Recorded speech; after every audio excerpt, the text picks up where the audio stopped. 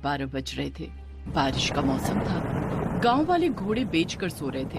तभी सरला को labour pain होना शुरू हो गया। आह, आह, लगता है बच्चा बाहर आने वाला है। आह। सरला का पति मोहन उसे शांत करने लगा। सरला, शांत हो जाओ सरला, कुछ नहीं होगा, हमारा बच्चा बाहर आएगा।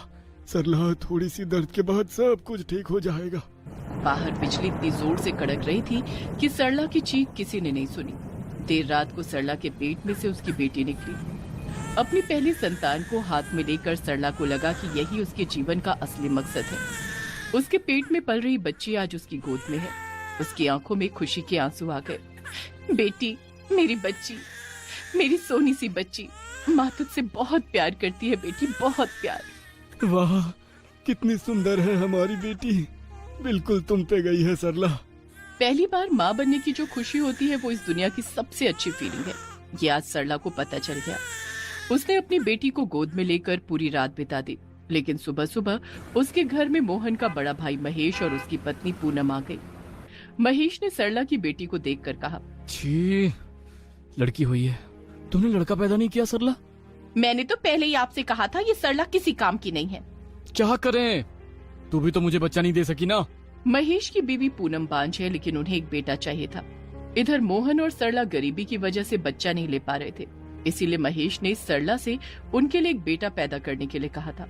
आज से 9 महीने पहले महेश ने सरला से कहा था, सरला, मुझे एक बेटा चाहिए, तुम प्रेग्नेंट हो जाओ, मैं डिलीवरी तक के सारे पैसे दूंगा।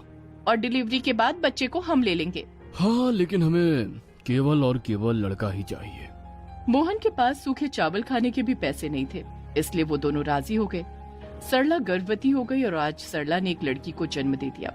इसी बात से महेश और पूनम दोनों गुस्सा हो गए। मोहन ने हाथ जोड़कर अपने बड़े भाई से कहा, भैया, अब लड़की हो गई तो क्या कर सकते हैं, इसे हमें दे दीजिए, हम पालेंगे इसे। सरला इस लड़की को पालेगी तो मेरे लिए बेटा कौन पैदा करेगा? तू? हाँ?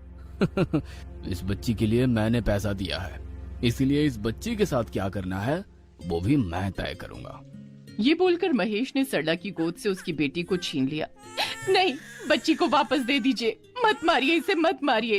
पूनम, हाथ पैर बांध दो इन दोनों के। पूनम ने सरला और मोहन के हाथ पैर बांध दिए। महेश ने उस बच्ची को लेकर खेत में जिंदा दफना दिया। ये बच्ची अब यहीं मर जाएगी। अब मैं फिर से सरला से एक बेटा पैदा करवाऊंगा। महेश क्रूर था। उसके सामने मोहन और सरला की नहीं चलती थी। उसने जबरदस्ती फिर से सरला को प्रेग्नेंट कर दिया और कहा, इस बार मुझे लड़का ही चाहिए, नहीं तो देख लेना कि मैं क्या करता हूँ। लेकिन इस बार भी लड़का नहीं हुआ। सरला की फिर से लड़की हुई।